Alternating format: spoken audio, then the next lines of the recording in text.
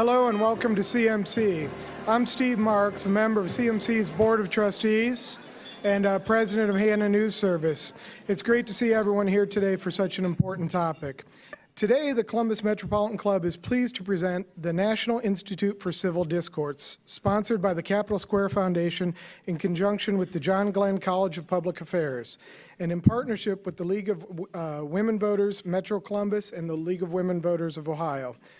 Our sponsors and partners are represented here today by many of their friends and associates. Let's thank them and welcome Charlie Moses, Chairman of the Capitol Square Foundation, to the stage to introduce our forum.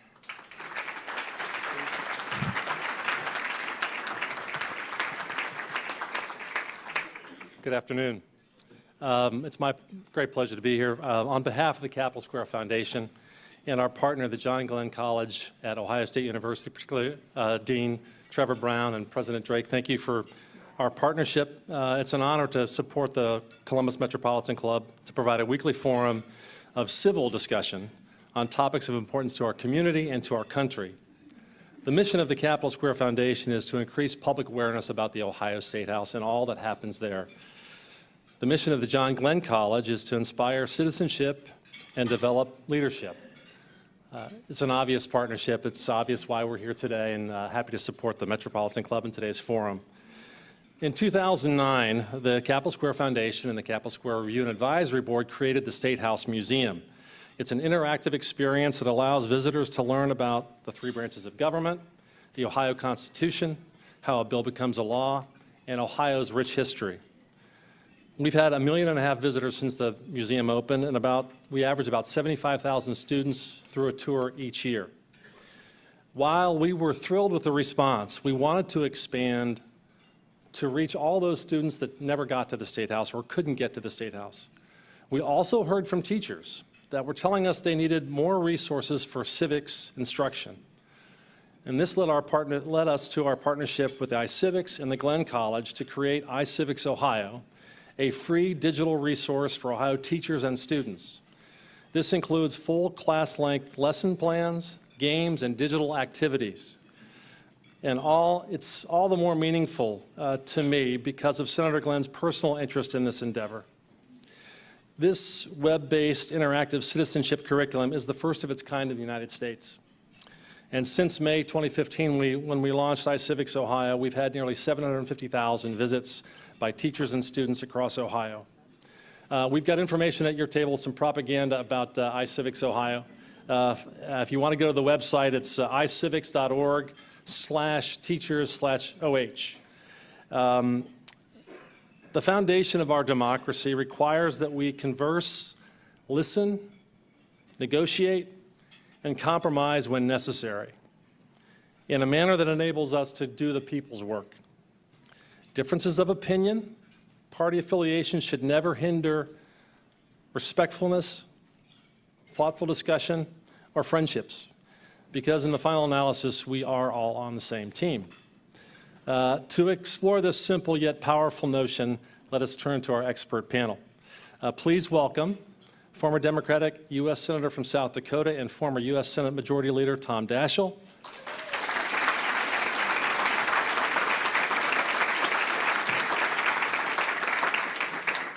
A former Republican member of the U.S. House of Representatives from Arizona's 5th Congressional District, Jim Kolbe.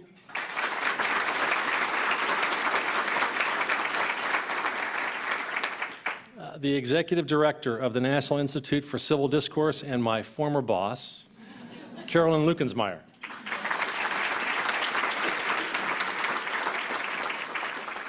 And our host today, Chief of the Ohio Statehouse News Bureau, Karen Kasler. Take it away. Just wanted to note that of the 750,000 visits to iCivics, my 11-year-old son, Jack, is a repeat visitor. He loves it, so kids actually do like this stuff.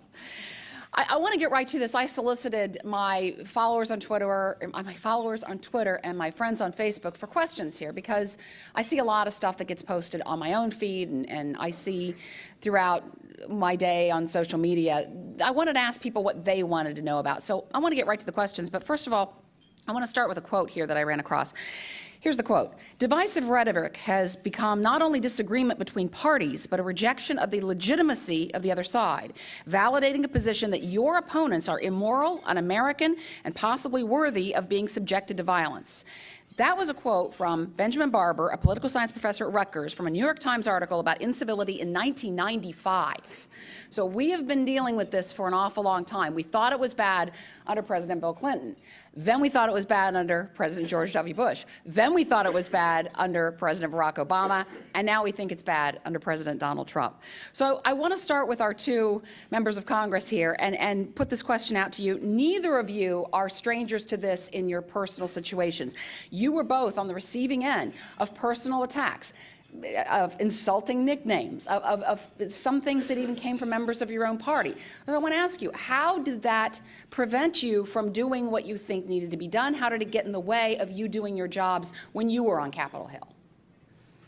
Well, Karen, I think it actually strengthens your resolve. First of all, you don't get into politics without a thin, if you have a thin skin. You really have to realize that that's part of the political process.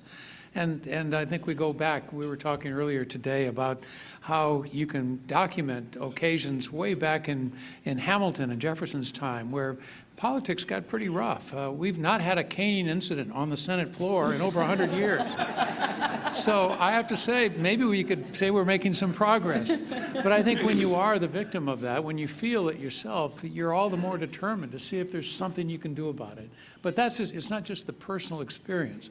It's seen it when it happens to others and the effect of that as it relates to good governance and the creation of good public policy.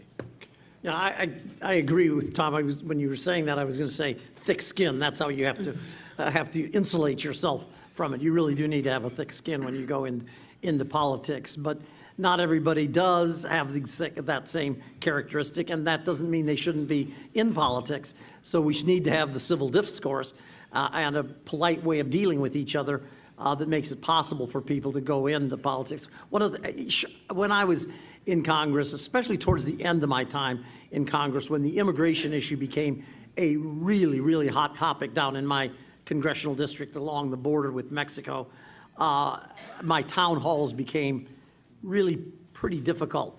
And I found that my staff had taken to having plainclothes police there as protection. When I found out that they'd done this, I said, this is nonsense. We don't need to have police, but these things that we'll be just fine without it. They were probably right. This day and age, you probably do need to have that there. But those town halls got to be pretty nasty ones. And so you just kind of let it roll with it and understand that this is not what everybody else is thinking.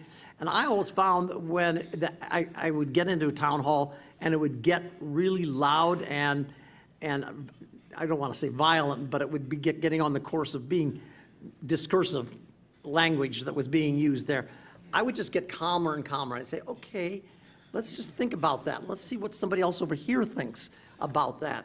And it helps to calm things down. So there are different ways in which you deal with it, but you just got to have a thick skin in all this. I want to ask Carolyn, going back in history, as Senator Daschle just said, this goes back to the beginning of the Republic. In terms of nastiness and divisiveness, and we've all heard stories of historical campaigns where candidates were maligned. I mean, as things have progressed here, isn't this kind of what you expect? I mean, you've been at this now for 6 years dealing with civil discourse, and you've seen the progression.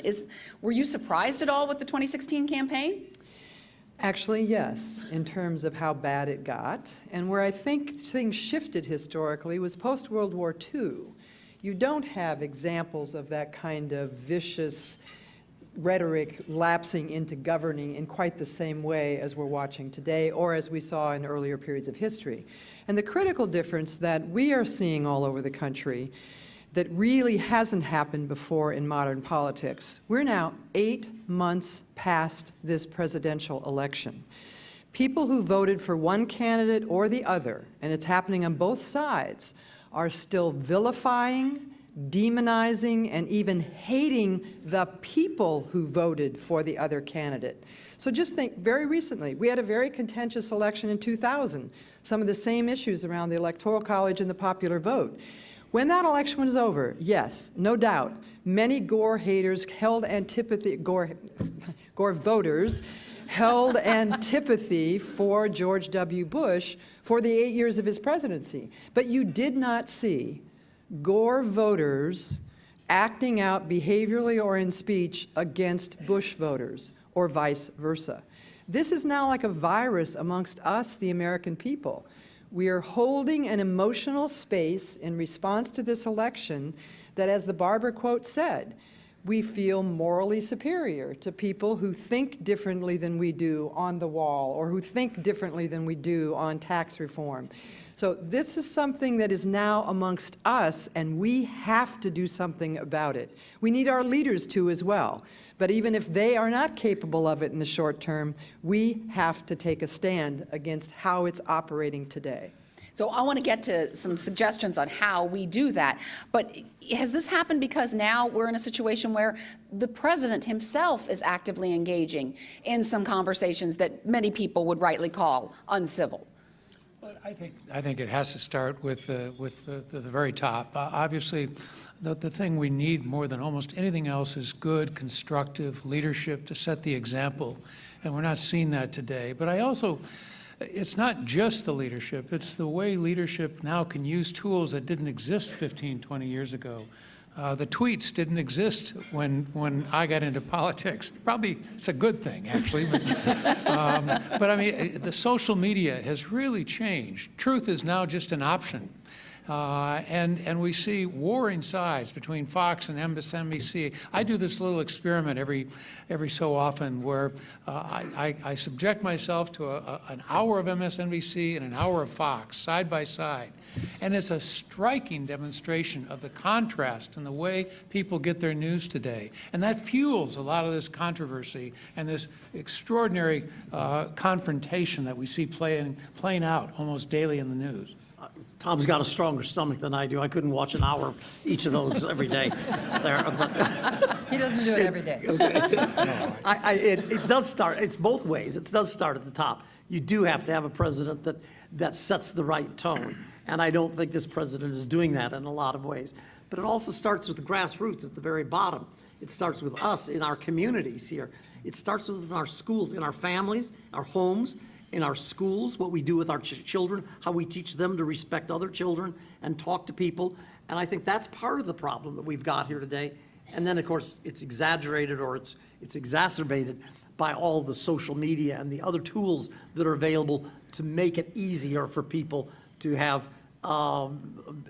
bad feelings about others. You know, in Congress, the way things go now and the amount of time that members have to spend raising money, being back in their districts, doing things for their constituents, members don't socialize with each other. And that's a big difference about what the way Congress was 25 or 30 years ago. I always say one of the terrible things that happened was the advent of jet travel. Before jet travel, members came to Washington with their families, and they lived there. And they were there on the weekends, and they would have barbecues, and they would kids would play soccer in the backyard. They'd swim in the swimming pools. They got to know each other. Now they come in Tuesday morning. They got a fundraiser on Tuesday night. Wednesday, they're over calling from a little room back home to raise money. And Thursday afternoon, after the last vote, they're out of there. So they don't socialize with each other. They don't really know each other. And if you don't know somebody, it's a lot easier to say nasty and ugly things about them than if you've spent time with them and getting to know them on a personal basis. But how do you do that when your constituents want you to come home and know them? That's part of the problem. It's the scarlet letter now if you actually have your family in Washington, D.C. No member would do that. They have their family back in the district and they fly back home and make sure they're with the kids at the soccer games on the weekends, but they certainly wouldn't have their family back in Washington, D.C. With them. So what you have to do is find some kinds of substitutes for that. And I think part of the answer is not forcing, but pushing the kinds of interaction that we need to have, which is having lunches together, getting together in small groups, and just making it a point of reaching out to somebody you don't know on the other side of the aisle and saying, hey, how about having dinner tonight. You know, I don't have to do anything. Let's go and have dinner tonight. We need to be doing more of that kind of stuff. Now, Senator Daschle just kind of hit on this when he talked about truth is just an opinion. We have Daniel Patrick Moynihan once said, everyone is entitled to his own opinion, but not to his own facts. Daniel Patrick Moynihan said that, not Mark Twain, not Abraham Lincoln, not Marilyn Monroe, whoever the internet this week said that. And that's part of the problem, is this idea of facts. And you know, what can you trust? Who can you believe? Who can you actually turn to who has real information? When we have people on tape saying things when they say they didn't, we have data from government agencies that is being disputed. When we have these basic things that we used to call facts in dispute, if we can't agree on the facts, how can we agree on anything else? Isn't that part of the problem here? That is part of the problem. We haven't really reacted adequately enough or adjusted to the change in technology today. As you say, Karen, so eloquently, I mean, we've now changed the way media has affected our judgment about the way we view government and everything else. It used to be the media was the referee. Walter Cronkite would call the balls and strikes. They were the referee. Now they're the participant. And not only are they the participant, they need to make that participation as entertaining as they can.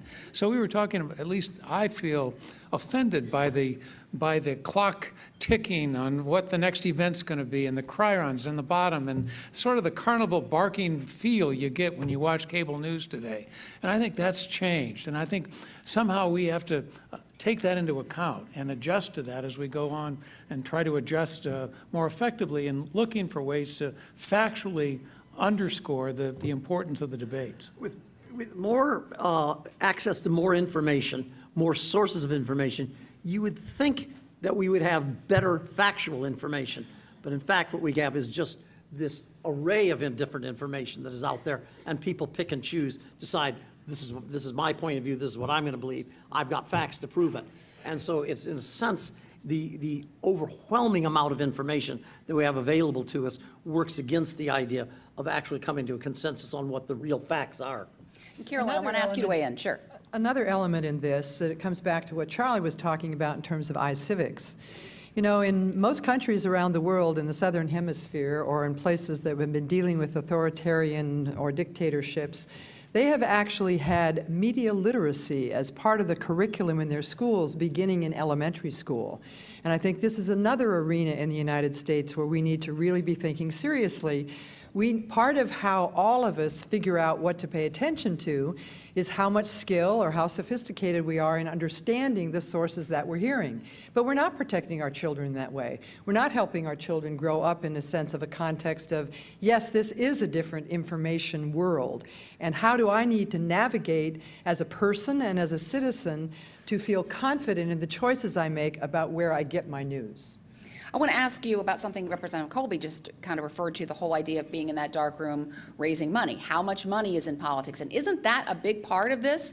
That you have to raise money for the next election. The next election is your primary goal almost. Doesn't that make a difference here? And how do we get to some solutions on that? I think it's really one of the biggest challenges we face. The typical senator has to raise $15,000 a day. And so, as Jim noted, they spend an enormous amount of time, breakfast, lunch, dinners, receptions, calling. They sit in rooms smaller than this stage, and hour after hour call. I tell candidates somewhat, not necessarily jokingly, that in order to be a good candidate today, you ought to be in direct marketing, because so much of it is on the phone, calling people you don't know and sounding like you do, asking for bucks. And we've complicated it even more by making anonymous donations now. We don't even have the transparency that we used to have, and that's also a huge problem. And I think the amount of money, my last race in 2004, the entire amount spent was $50 million, and that was the most up until then. The most expensive race in the last cycle was $125 million. So we've gone from 50 to 125 in just 10 years. So you can only imagine what it's going to be like in another 10. And I just want to add, don't some of the people who donate too, aren't they feeling like they have a part of you? And that kind of creates this tribal attitude, I think, for some people about the party being so important, and that helps create some of the division, doesn't it? No question. And not only that, it used to be that members of the Senate were restricted to 2 or 3 committees. Well, now it's not uncommon to be on 6 or 7 committees. And the reason why is each committee has its own fundraising base. Agriculture has its own fundraising base. Finance, banking, education. And so they get on all these committees in part because it just expands their capacity to reach the base that that particular jurisdiction in the committee has. I'm going to disagree a little bit with this last point because I think that we still have the same limits on the amount of money you can raise from an individual that we've had for the last 20, 25 years.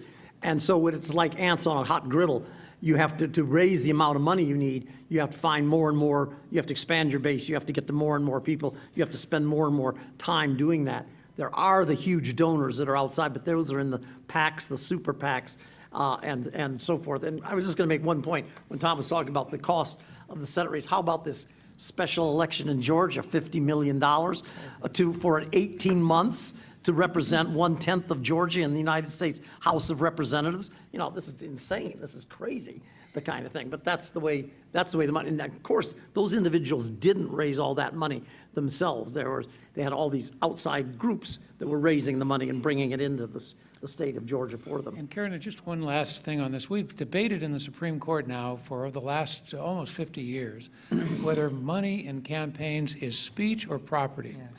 I personally believe there's not even a question. It's property. If money is property like everything else, but the court on a 5-4 decision has ruled consistently in recent years that it's speech, and that at the heart is really what we've got to address if we're ever going to fix this. And if I can speak about the public's view of this, which we hear all the time. In fact, usually when I'm on call-in radio shows or television, happened this morning on the Ann Fisher show, the public's view is that this big money coming from the bigger donors and coming from the PACs is that what matters now in politics is just wealthy people and special interests. So what am I to do? It's a real disengagement. It's a real disempowerment. Tragically, for some of them, it means that they actually withdraw from the field totally, even stopping voting. We're doing focus groups right now with people who chose not to vote in the 2016 election. And very often, the primary cause is money. And most often, the secondary cause is the just complete incivility and disrespect. The word that gets used most often when we hear from the public relative to the size of the money that's going into politics is that's immoral. And they then say, you know, we could give early education to every child in America with the $7 billion that was spent in the 2016 presidential election. So the public is really disturbed by this. I just noticed that, Representative Kolbe, you said you disagreed with Senator Daschle. Disagreed, that's it. It was very civil. It was a very nice moment there. Just want to draw attention.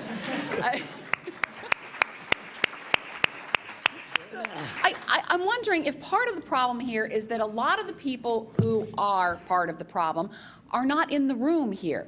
These folks are all committed to this and interested. Isn't part of the problem that you need to reach people who are not interested in being reached? Yeah, they've already made up their minds. They're not here today because they don't want to listen to this conversation. They know what the facts are. They know who's the right one and who's not the right one. And so they don't need to bother and come and listen to this today. Yes. How do you reach those folks? Well, there's With the old joke about the politician addressing the voter. Why is it? Is it ignorance or is it apathy that you're not involved? He says, I don't know and I don't care. Well, we have to bring them to know and we have to bring them to care. And I think it's partly leadership. You really have to inject leadership here from the top all the way down. And as Jim said, from the bottom up. And I don't know that and that's really partly what Carolyn is doing with this organization is trying to engage people in a way that brings them to a better understanding of the importance of participation. I mean, don't you worry that, we had a congressman who was shot fairly recently. And is that the level that we're approaching here, or was that maybe something unrelated? Well, given the origin of our institute, which was the last time a member of Congress was shot, this is another metric, if you will, about how difficult it is to get media attention on doing good work. NICD has existed for 6 years. Ted Celeste, a former member of the Ohio legislature, leads our state-based program. We've worked diligently in 15 states, bringing legislators across the aisle to work in a bipartisan way to pass legislation. It's a smashing success. When we work in those states, an individual story gets told locally. We have tried for 5 years to get a national story. This is now more than 500 legislators. I mean, it's a great story about positive work. However, and I'll go back to my start point, the very first time in 6 years sitting in this chair that we have had worked at by us any attention from national media for the work we do was after Representative Scalise got shot.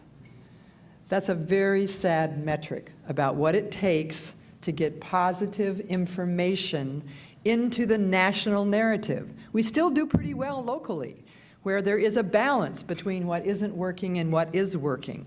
But to get it uplifted to the national level that people really are working on these issues, people really care about these issues, is extremely difficult. Representative Kolbe, did you want to join in there? Yeah, just to say that we have had these, as we've already pointed out, we've had these periods in the past in our history. And probably if you were to look at the worst decade in American history for this kind of thing, for the violence in the public life, it would have been the 1850s. But we know how that ended, in a civil war. That was a tragic civil war that killed more Americans than any other war that we've been involved with. So we don't want it to end that way. And it's not, I don't think it's going to. But we have to figure out a way to get around this, and we have to figure out a way to restore the kind of civility that we need in our public discourse, because we're really lacking in that today. So I want to ask what the folks here can do. You folks are engaged. You want to see some change. What would you suggest that these people do? And it's very easy to suggest that maybe nothing will happen, that nothing will change. As a friend of mine on Facebook put it, can you even unpoison this well at this point? What would you tell these people that they can go out and do? Well, this is exactly the reason that the Institute has an initiative to revive civility and respect. And I'm going to go back to your issue about people who are unwilling. I think it's very simple at this point. You can take the American population and probably divide them into 3 categories. Those that are very concerned about how this incivility is seeped into our daily lives, in addition to what our leaders are doing, and want to do something about it, really care and really want to change it. There's another group that know it's a problem, but they're hanging on to the emotional baggage of this election and they are unwilling to do it. And then there's some that are not paying attention at all. The philosophy we're taking at the Institute, you are the right audience because you see the issue and you are willing to take action. We think there are 3 things that you can do. One is we are widely distributing across the country a pledge to civility, similar to what the freshmen in the House of Representatives have done, which is to stand up and say, this has to change. That's a very bright light of 46 members in the House of Representatives that have pledged to be civil with one another and to influence their colleagues. The second thing is you yourselves to engage some people who think differently than you do. And you can start with the willing. You don't have to go find someone who's not open to this. But in Ohio, you've got a budget crisis. You've got a possible redistricting initiative. You've got an opioid crisis where there's huge disagreement amongst Ohioans about what's the government's role and what should be done about the opioid crisis. And I'm sure there are many that I have no cognizance of. But we have the materials, we have the support. If you're willing to engage people in a conversation who think differently than you do, and this could be very much in your neighborhood. I'm getting calls from ministers, rabbis, and imams about congregations, synagogues, and mosques that have not really been the same working as a real community internally since the election. So the place to do this can be very close to home. And then finally, to organize some larger discussions. We are partnering with many organizations in Ohio. I see the Humanities Council sitting right in front of me, the Interfaith Council, a lot of school systems. We hopefully will be working with universities and community colleges, where we will provide the support for you to hold a community conversation on one of these difficult issues and take a step back to what just got demonstrated here. We can disagree even very, very strongly, but in the end, What we care most about is the core ideas that America stands for in terms of inclusion, liberty, justice, and we can't leave the other half out of that inclusion. So we really hope you will join us in this initiative. Just to follow up, and Carolyn's got it all correctly there, just a personal little story there. One of my former staff persons, who is a brilliant guy in international economics and trade, very pro-free trade, very moderate, has taken a position, much to my surprise, in a Trump White House as a very high-level position there on trade. And thank God we have got somebody that's speaking out on some of these things in the administration. But he told me that when his neighbors found out he had taken this job, they ceased talking to him. No one in the neighborhood will talk to his family any longer there. And this is just across the river in Arlington, Virginia. And, you know, there's no reason for that. We should be able to have the conversation to say, why did you do this? How are you doing? And, you know, what kind of things do you think we can do that can change things there? So reach out to somebody in your neighborhood and have a conversation with them. Perfect. And also how people who want to reach somebody in public office who they feel might be a help or part of the problem. How, Senator Daschle, would you encourage people to reach out to actual public officials or people in those public officials' offices? Well, I can say from personal experience that it really does make a difference when your constituents reach out to you and emphasize something. It really, sometimes I think a lot of people sort of discount whether it matters, whether you contact a member of Congress today. It matters a lot. It used to be, and I don't know if it's probably not quite the same as it used to be in this context, but members, when I'd ask them if they were going to vote for a certain thing, he'd say, well, I've got to vote my mail on this one. And by that they mean I've got to vote what my constituents are telling me I've got to do. Well, I don't think most of my former colleagues hear enough from their constituents about the importance of this issue. So if you did nothing else but to communicate your hope that they will act in a civil and a thoughtful way with better and greater tolerance for those who don't share their view, that is a contribution that I think could make a big difference. And don't forget to respond to them when they do something positive. Exactly. Because they need positive support when they're actually working across the aisle and actually, you know, an attaboy and attagirl is just as important as the, wait a minute, don't do that again. Right. Now, in a few minutes, we will move to your questions from the audience, but I want to ask one final thought here as we move into that area. This whole idea of disagreement being hate, I mean, is disagreement hate? Can you agree with someone's overall philosophy but disagree with the way they do things? How do you get to the point where disagreement doesn't turn into hate? What you have to do is create environments for more constructive conversation. One of the things that I lament is that there aren't enough joint caucuses today in the Congress where the Republicans and Democrats break bread together. I unfortunately was leader when we had impeachment, when we had 9/11, we had 2 wars, we had the anthrax attack in my office, and each one of those crises required almost that we brought everybody together in the Senate, and it made a big difference. I don't think they do enough of that. I asked a former colleague not long ago, when was the last time you had a joint caucus? He actually couldn't remember when that was. And so there have to be more the creation of more venues for dialogue and the building of relationship, at least to take in part what used to happen as a matter of course when people socialized because their families were here. That doesn't happen. We've got to create them now, and we need to do a better job of that. I remember after 9/11, that night, whenever we all gathered on the steps of the Capitol, House, Senate members, Republicans and Democrats, and spontaneously burst into song of God Bless America. It was an extraordinarily emotional moment. You wish somehow you could capture that, like capturing a firefly in a jar and keeping it going, keeping it alive. We had the same kind of thing on the floor of the House just 2 weeks ago after the shooting of the Majority Whip Scalise. And this coming together, if somehow we could capture that spirit and keep it alive and keep it as part of the ongoing discourse, that would make a big difference. But both of those things that brought people together, as you, tragedies. And that's extraordinary. That's the kind of thing that it took to bring people together. And how long did it last? Yeah. So before I became the executive director at NICD, for 18 years I led an organization, which I hope some of you have heard about and participated in, called America Speaks. Thank you. And we did exactly what Senator Daschle said. We created safe spaces for demographically representative members of the public to come together and talk about tough issues: healthcare reform, debt and deficit, 9/11, New Orleans after Katrina. It demonstrated time and time again that if you bring people together, they strongly disagree on these issues.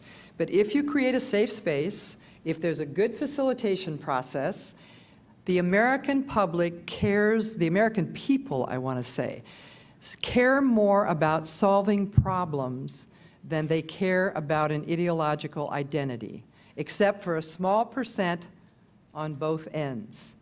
De Tocqueville said this about us in 1837, that we as a people mainly carry the impulse to solve the problem going forward.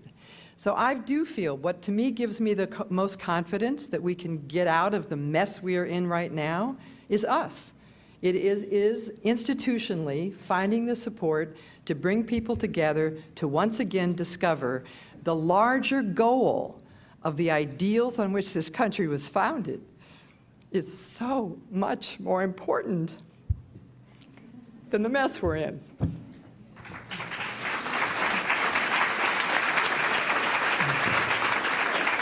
And it's interesting, you mentioned safe spaces. That's one of those words that gets thrown out there on social media that gets made fun of, and you know, that helps to lead to some of this real uncivil conversation that's out there. So it is now time for questions, and I'll go through the speech here. You all know it, but still.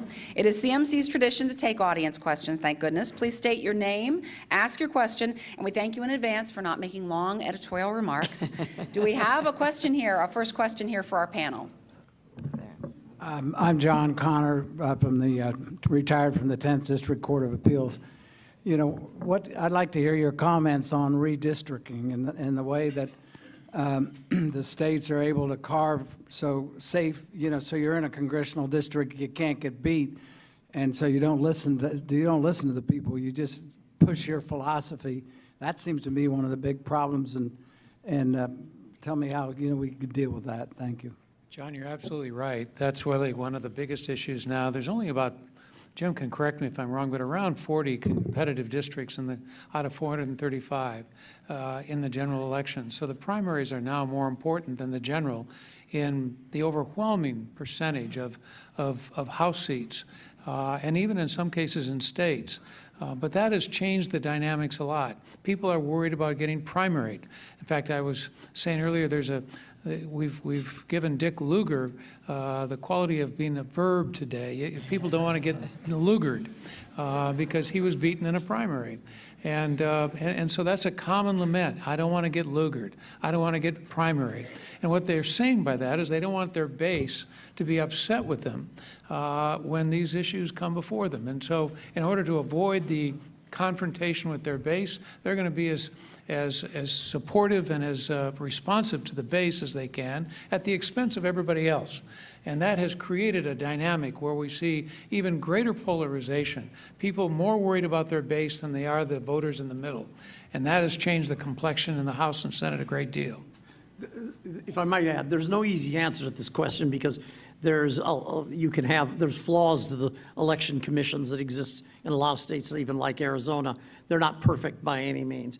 But let me just tell you about an experiment that I think is worth watching, what California has done, where the two top vote getters go to the general election, whether they're Republican or Democrat. That means if it's a heavily Democratic district, the two top Democrats are going to go to but if you want to be the number 2 Democrat, maybe you want to be able to reach out to more moderate Democrats or even Republicans to vote for you, so you're going to be one of those on the ballot at the end.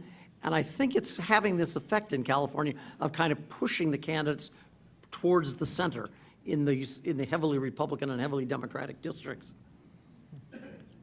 That's actually the way that Columbus's mayoral race and many cities' mayoral races go as well. I know you invited Jim to disagree, but Charlie Cook, who follows all these redistricting, says there's really only about 25 states that are really, seats that are really competitive in the House now, every 2 years.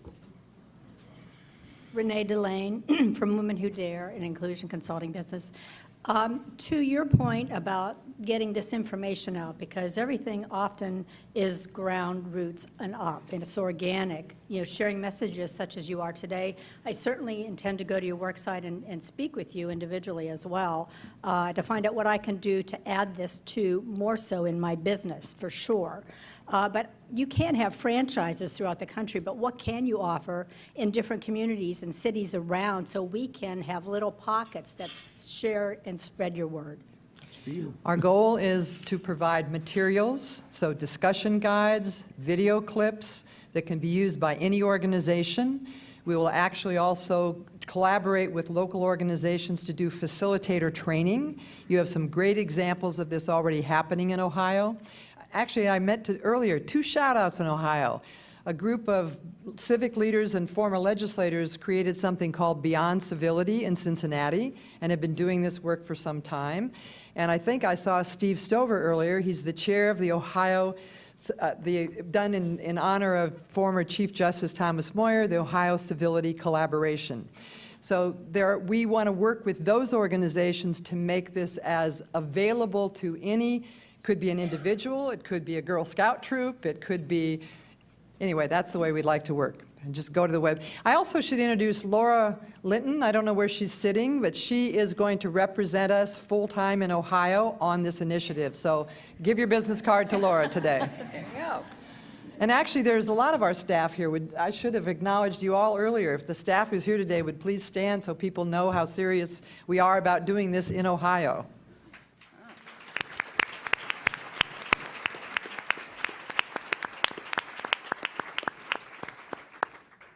Hi, my name's Karen Jones. I'm a concerned citizen. And thank you so much for working on the macro. A lot of what you're asking us to do is on the micro level. And I think people are really looking for skill sets. I think there's some natural confusion with the words civics and civility, where civics refers to government and the roots of civility are actually in the family and humanity.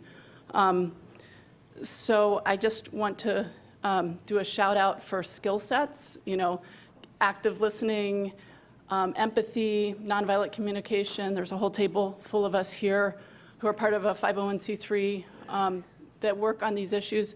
But I also want to call out the fact of the power differential that so often happens and really encourage us all to find skill sets that acknowledge that and also acknowledge that stress is such a huge factor. And so when, and that can change on a dime. So we need skill sets that are really nimble and they're out there. Very well Thank said. you. I saw your table sign earlier in terms of compassionate conversation that we have got to meet you. Another question. I would just add too that a word that I don't think we give adequate time and priority to is the word tolerance. We just don't seem to be as tolerant a society sometimes as we need to be. It could be racial, it could be religious, it could be political, it could be any one of a number of questions. But I think tolerance is essential to a strong democracy.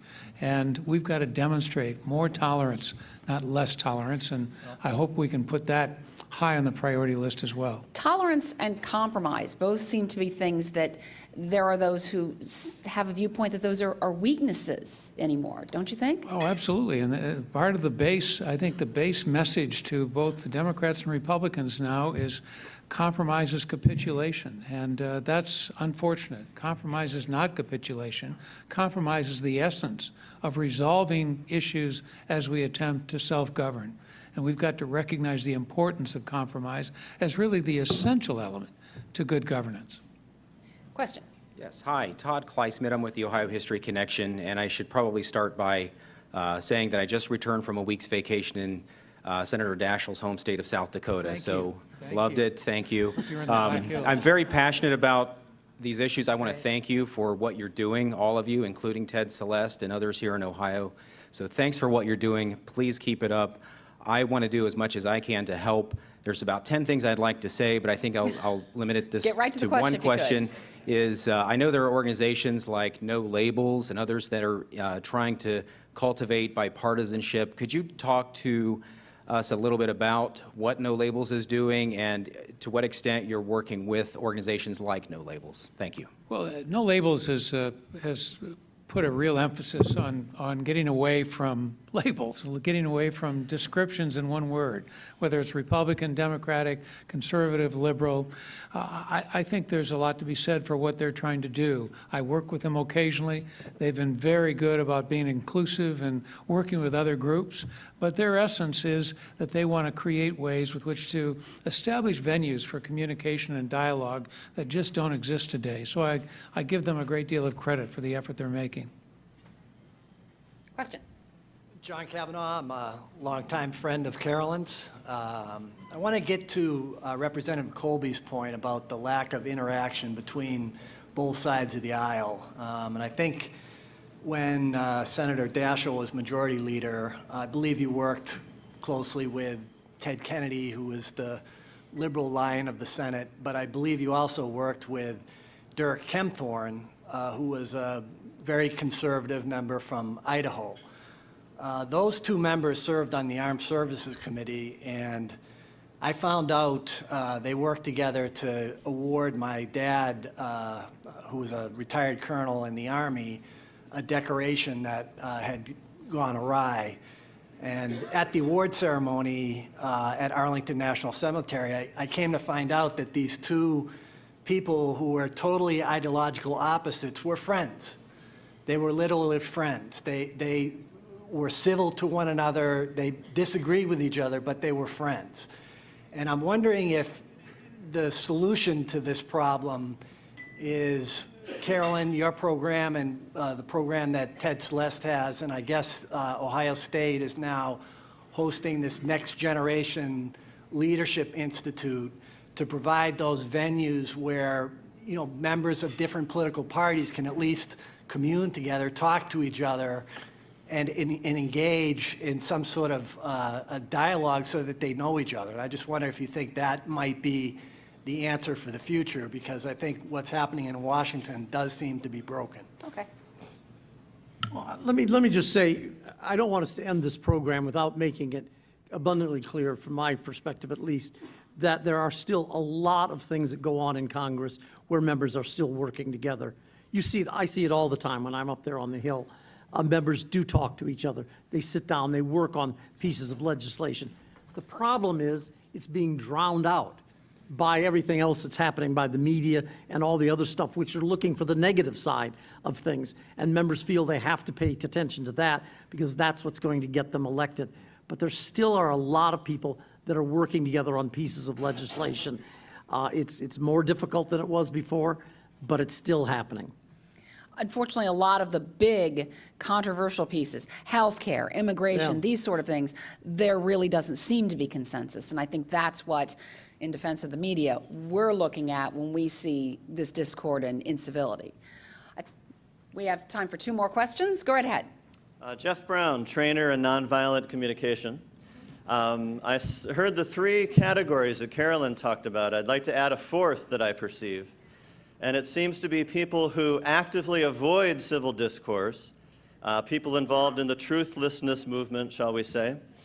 And in the work that I do, I work with people who are in this room, people who seem to be genuinely concerned about civil discourse and want it. It seems to me that some people are using as a tactic to get their way lack of truth or fake news or actually uncivil discourse. It's a strategy, a tactic. So my question is, do you see it the same way I'm talking about it? And if so, how do you engage people who are using lack of civility as a tactic? Well, I think it's very hard, and Carolyn and Jim probably want to address it as well. I do think, as Jim just said, I think that is the exception, but they get the attention generally. And what we have to do is to either work around them or try to engage them and see if we can bring about a better a better discourse eventually. We can't give up. We were on a talk show earlier, and one of the callers said, you know, I just want to give up. I want to just throw up my hands and walk away. Well, that's the last reaction. We really need people to be engaged. We want them to participate. We've got to figure out ways to continue to persist. And that would be my recommendation, that we persist, that we continue to make the effort, because ultimately I think we can succeed. To me, there's no doubt that both at the leadership level and in our communities, there are people who are using incivility as a tactic intentionally to not let something happen or to make something happen. I'm going to speak in terms of what we can do about it at a grassroots level. Think of your situation in your community and the circles of influence that you are in. And when you're confronted with the person who is doing the tactics that you talked about, identify the circles of influence that that person is in. And think about it not as a one-on-one confrontation between you and the person who's using this tactic, but do it as a sociogram. Who do I know, how do I influence, that there's an overlap with that person's circle of influence so that they begin to get feedback from people that they care about, still respecting them, that that is an unacceptable way to try to get their way. One more question. Thank you. My name is Janet McLaughlin, and I believe that civil discourse begins at the top and with me, and I want to work on me. And I ran across a quote yesterday that says, "I will make a space on my path for your thoughts." And that is so hard for me. Can you help me?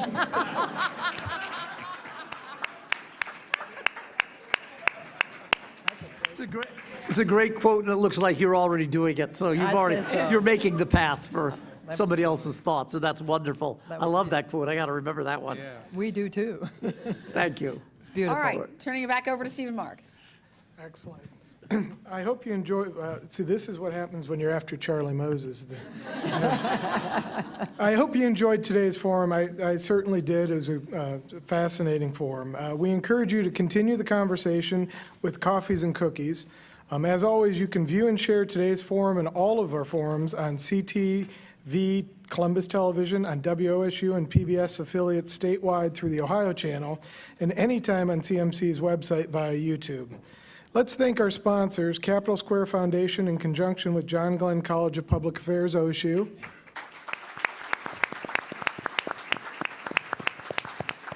And our partners, the League of Women Voters, Metro Columbus, and League of Women Voters, Ohio.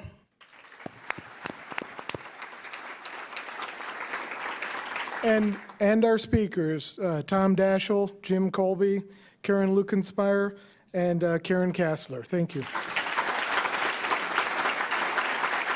And thanks to all of you for being here. We look forward to seeing you next week.